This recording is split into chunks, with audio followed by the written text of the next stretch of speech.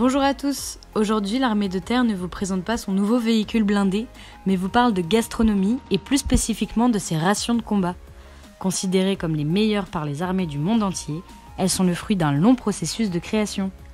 Alors voici le top 5 des choses à savoir sur ces fameuses rations de combat. Une ration de combat, c'est quoi ?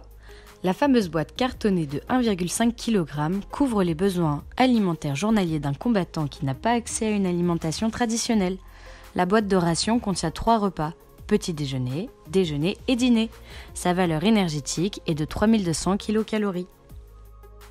La boîte en fer blanc a été créée par Peter Durand en 1810 et a révolutionné l'alimentation militaire.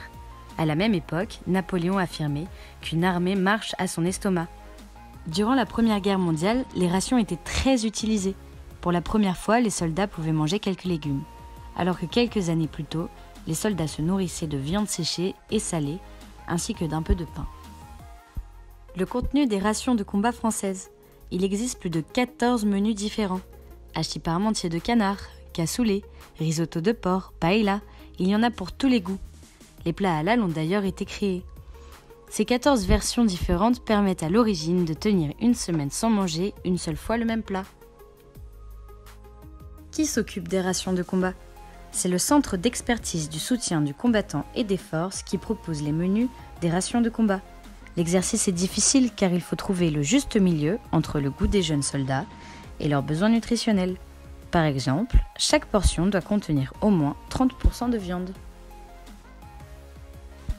La ration de combat fait l'objet d'un troc.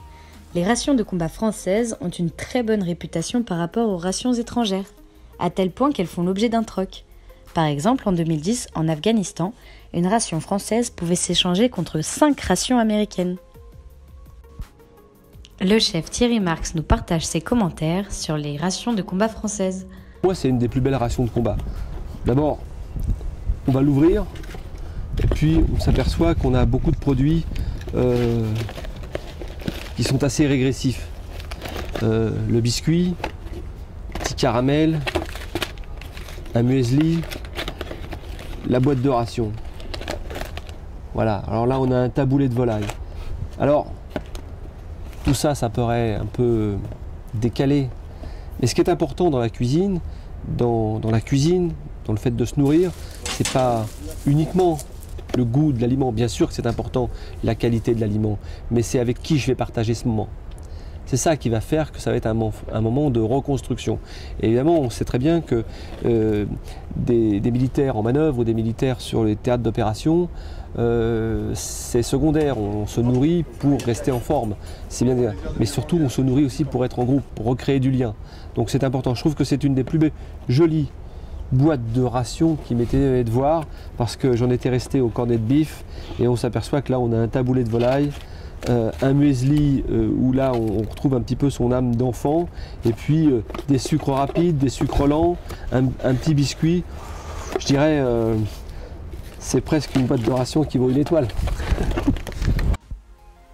Maintenant que vous en savez un peu plus sur les rations de combat, n'hésitez pas à commenter cette vidéo avec votre ration préférée. Vous pouvez aussi nous proposer de nouvelles recettes. Qui sait, peut-être penserez-vous à nos futures rations. À bientôt!